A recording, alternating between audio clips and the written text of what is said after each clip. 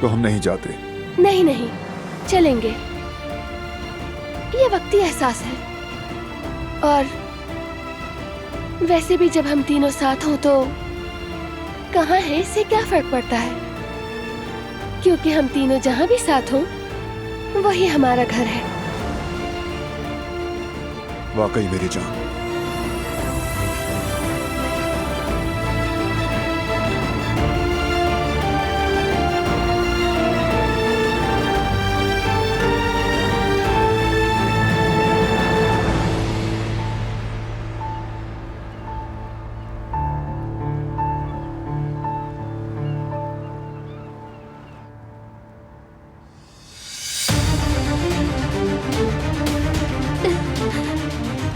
तुम्हें क्या लगता है कि बारान तुम्हारे लिए ऐसा करता है, अहमक इंसान?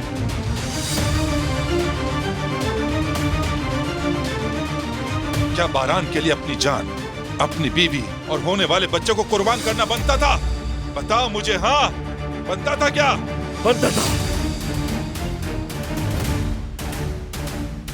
अगर मेरी जगह मेरा भाई होता तो वो भी यही करता।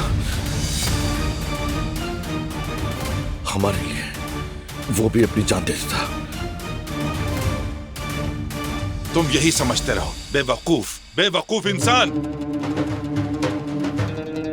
अगर वो आ भी जाते तो कुछ नहीं बदलता। न तो तुम उन्हें छोड़ते और न ही हम लोगों को। कम से कम वो जिंदा तो रहे। अच्छा, जब ऐसा ही है तो हम भी वही करते हैं जो करना है।